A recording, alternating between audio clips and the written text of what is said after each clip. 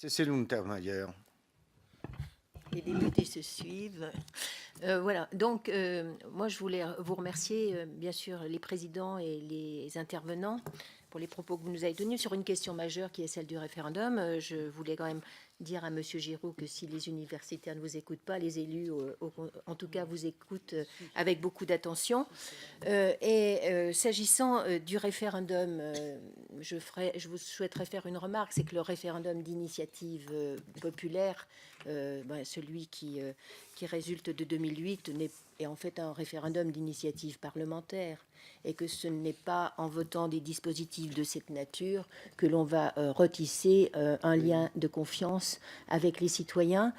Effectivement, cette crise de confiance que nous rencontrons, c'est bien précisément parce que nous-mêmes ne faisons pas confiance aux citoyens, et nous nous débrouillons toujours pour faire des barrages à l'expression citoyenne.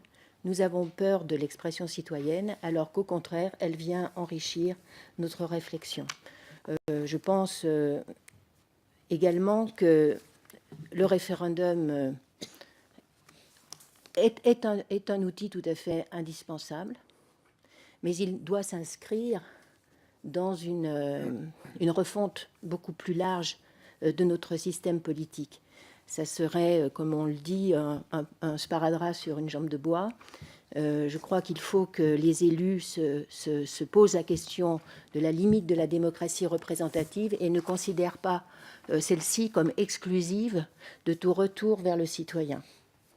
En tant que député, l'expérience courte que j'en ai me laisse considérer, mais très sincèrement, qu'on ne peut pas se satisfaire d'un retour vers le citoyen tous les 5 ans. On doit, de façon très périodique, retourner vers les citoyens. Et si le député est élu dans une circonscription avec des électeurs au suffrage universel, ce n'est pas pour rien. C'est bien parce qu'il a en charge, sur ce territoire-là, de faire comprendre son travail, et le non-cumul des mandats nous permettra sans doute de le faire, de faire comprendre ce travail. Et nous avons des moyens aux côtés du référendum qui nous permettraient, me semble-t-il, de tisser à nouveau un lien qui s'est largement distendu, je pense, parce que le non-cumul des mandats ne permettait pas, le cumul des mandats ne permettait pas d'établir ce lien direct avec les citoyens. Il y a des initiatives intéressantes. Moi, je pense que l'expérience que nous menons en Saône-et-Loire sur les ateliers législatifs citoyens qui permettent de donner sur un projet de loi en amont du projet une possibilité pour le citoyen de venir s'exprimer est un dispositif qui est extrêmement intéressant, et moi je souhaiterais même qu'il puisse être développé au niveau de toutes les circonscriptions des députés. Et quand on réfléchit sur le nombre de députés, on peut aussi réfléchir sur la méthode de travail des députés et dans quelle mesure ils peuvent revenir de façon régulière vers les citoyens, communiquer sur ce qu'ils font, parce qu'on constate aussi que la perte de confiance vient de ce qu'on ne sait pas ce que fait un député.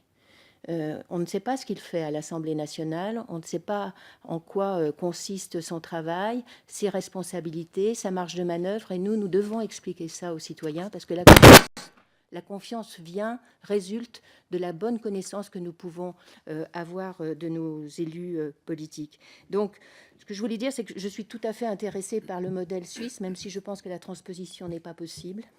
Mais on doit s'inspirer aussi de ce dispositif et faire en sorte que la démocratie représentative ne soit pas exclusive d'un retour vers le citoyen. Et on ne doit pas avoir peur du citoyen. On ne doit pas avoir peur du débat.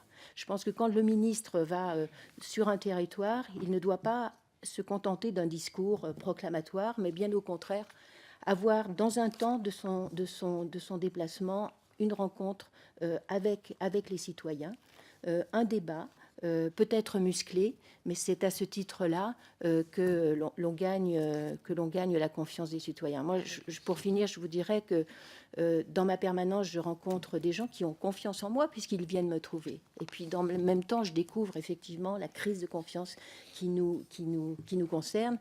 Alors, je crois que rien n'est perdu, mais il faut absolument qu'on se réveille et que nous, les députés, nous avons une responsabilité très forte. Nous avons été élus par des citoyens, nous devons retourner vers les citoyens, leur demander leur avis sur les engagements que nous prenons.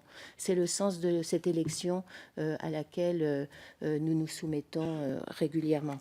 Voilà ce que je voulais vous dire.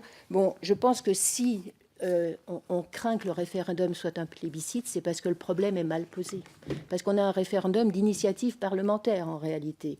Donc, bien évidemment, quand on pose la question au peuple, comment voulez-vous qu'il ait confiance dans la question que nous posons, alors que ce n'est même pas lui qui pose la question? Je crois qu'il faut, au contraire, que le peuple pose la question.